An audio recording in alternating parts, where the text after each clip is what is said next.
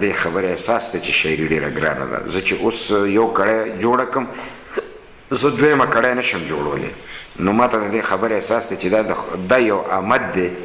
دا یو مطلب د خدای ورکړه ده او دا یو خدای مطلب مهرباني ده او صلاحیت دی چې یو ټیم کې تا نه مطلب تا له درکړي او ته مطلب چې استعمال کې راولي. ممکن ده چې خدای چاله دا فن ورکړي هغه سره دومره قدر نی،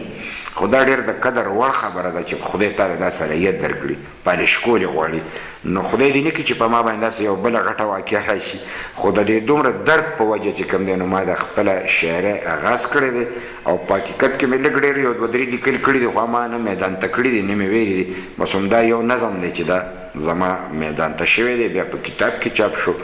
او بیا څه ملګرو چې کوم دی نو هغه بیا په مطلب میوزک سره ووی. همایون چې کوم دی نو په لومبي ځل وی او خدای شته چې همایون او بختیار په دې کوشش کو. نو همایون راته وی چې میا صاحب 3 ځل ما دا مطلب ریکارډینګ بند کړی دی، ځکه چې ما به وی نو ما له به چې جړه راله نو ځکه چې دا یو حقیقي صورتحال باندې مطلب چې د دې عکاسي کوي، نو په دې وجه ما نشو برداشت کولی. نو ما به جړه به راله نو ما به بند کو. نو دا زه تا ته صرف تا سره مې امانت دی چې ما 3 ځل د دې ریکارډینګ په دې بند کړی چې ما له جړه راتله. نو واقعي چې ما کله زه چې اوس هم هغه نظم ځان لاورم نو ما هغه رنګ درد محسوسوم، ما هغه ماحول محسوسوم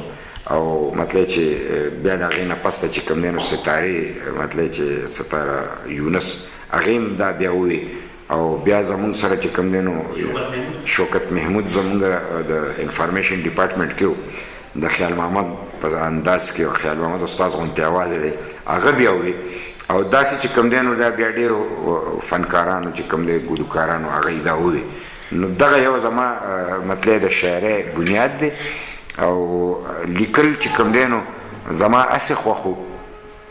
تاسو وایئ چې افسانې م لیکلي دي، نو افسانې ما په داسې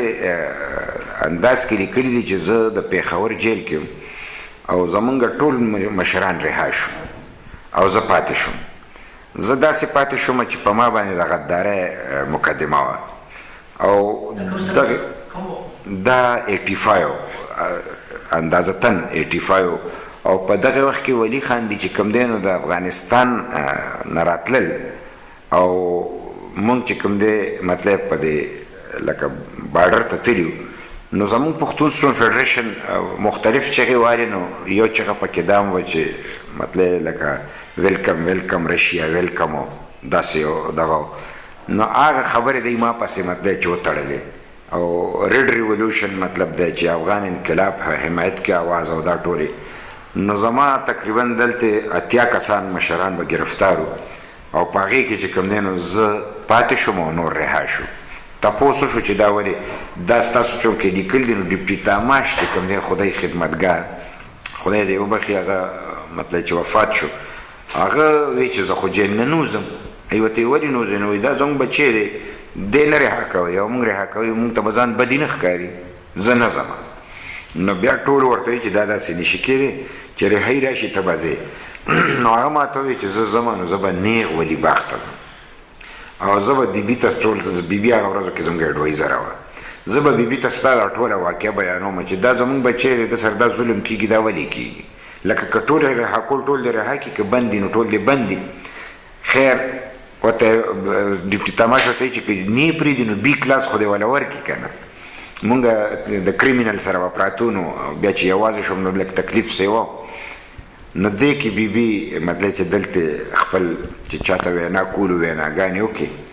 زما په خپل خیال د ارباب جهانګیر صاحب دور و هغه وزیر اعلی و نو ای ورته وایي چې دا زموږ دپاره ممکن نه ده ځکه چې په میا صاحب کومه مقدمه ده نو په هغې د ټولو خلکو نظر دی نو مونږ دې ته بي کلاس نشو ورکولی. خدای دې وبخي شاد محمد زمونږ سپورټنټ د سوابی هغه خبر شو چې خبر شو ماته چې میا صاحب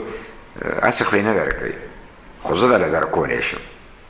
نو ما ورته جي زه خو زما خو ډیمانډ نشته او نه زه غواړم. نو هغې چې نه بس ته چې ځان بیمار کړي نو زه به تا له هسپتال سره خوا کې یو چکی درکړم. نو ما ورته چې تاسو وایئ نو بیماران خو مونږ هر وخت جیل کې خو مطلب دی کله غوږونه کار نه کوي کله غاښونه کار نه کوي کله خېټه کار نه کوي. نو بس وی ټیک ته او ما له یو مطلب چې ځان له چکی راکړه نو هغه یو قسم تکیه د تنهایي ځکه وه چې زه یک یوازې وم چې کله سړی یوازې شي نو دا مطلب چې د ده د احساسات او جذبات نه دا نور هم په ده باندې چکونه لګوي دا ډېر تیز شي نو ما به چې سوچ کوو یوازې به ومنو کله یو رنګ سوچ کله بل رنګ سوچ نو په هغې کې ما 2 افسانې ولیکلې یو افسانه وه سور سایکل د سور سایکل ټیم دا چې یو غریب سړی دی هغه سکول ته ځي او د خان زوی دی د هغه سایکل سور دی نو د سور سایکل یو اټرکشن وي نو دی مور پلار ته وایي چې ما د سور سایکل واله نو دی ورته په موقع وایي چې اوس بدله والو اوس بدله والو دی پیسې جمع کړي خو د دوی چې کوم دی نو مور بیماره شي د پلارې نو د مور په بیمارۍ پیسې ولګي نو دغه رنګه پیسې لاړې شي بیا چې دی پیسې جمع کړي نو بیا خور چې کوم دی نو کوزدن کېږي واده کېږي په هغې باندې ولګي خو 3-4 ځل پیسې جمع کړي خو د سایکل په اخیستو باندې په ځای دی مطلب چې بل څیز وایي نو دا مور یې دی پلار ته وایي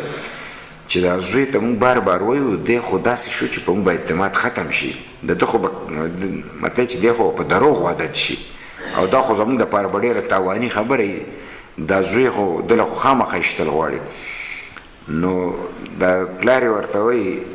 چې زه خو یو سګرټ څکم دا به م پرېږدم او دا به وله جمع کړم نو سګرټ پیسې چې جمع کوي نو په هغې کې چې کوم دی مور یې وفات شي په ګور کفن یې ولګي نو چې په ګور کفن یې ولګي نو بیا دغه شي نو هغه خبره بیا هغه ماشوم ته دروغ شي نو دا مور یې وله دا ماشوم لکه دغه شي چې ما له سور سایکل نو دا مور چې پلار ته وایي نو دا پلار یې خفه شي او غصه شي نو دا زوی ووخي چې مطلب ته ولې مطلب لکه داسې ډیمانډ کوي چې زه پوره کولی نه شم نو چې دی کله ووایي نو دی دا چې جاړي نو دی مور له لاړ شي نو مور ته دی وایي چې مور به تسلي راکړي نو مور ته د دې خبرې نو مور یې موخي چې مطلب لکه بچی چې کوم کار مونږ نه شو کولی ته زموږ نه هغه ډیمانډ ولې کوې او چې کله دا دواړه ووخي نو دا ماشوم ډېر جاړي نو چې جاړي نو د مور په غېږ کې ویده شي نو چې د مور په غېږ کې ویده شي نو دا مور یې د ده نه دا سترګو نه چې اوښکې رابېږي نو داسې ورته ګوري چې بچی تا ته څه پته ده چې مونږ غریبانان په دې سوسایټۍ کې د خانانو په معاشره کې په خپله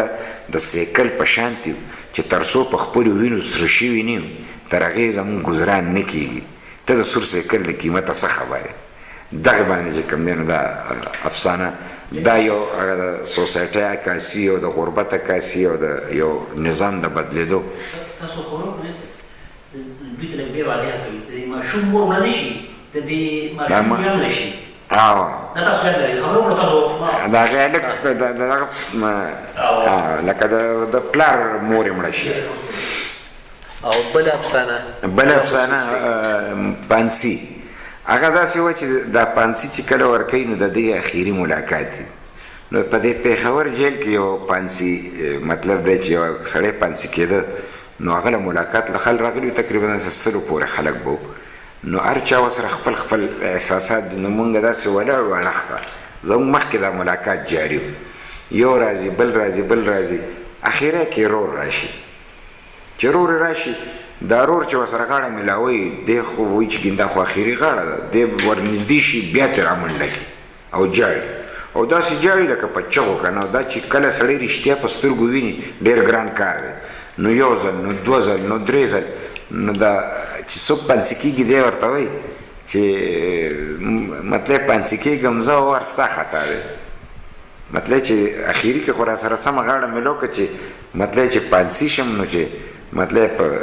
لکه په سکون خو پانسي شم نو ته ولې ما سره مطلب داسې کار کوې دا هر څه خو زه تا ته پرېږدم زه خو ځم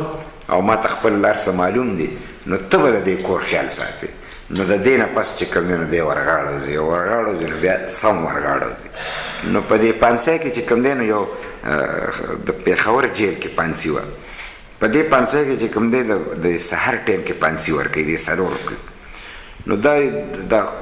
جیل ته پته چې پانسي کېږي په نن به څوک پانسي کېږي لکه مخکې نه اعلان شوی نو د تخته داسې کړپ اواز کوي کړپ د 4 بجو کې یو کړس اواز وکړي لکه چې چا څوک حساس ذهن لري نو ته وایې دا زړه مې راووتو داسې دا ذهن مې مطلب چې مطلب سر مې شلېږي چې انسان ځوړنده شو انسان نڅا ووته انسان مړ شو نو په هغه حساب باندې مطلب چې بیا ما په 500 لیکل کړي دي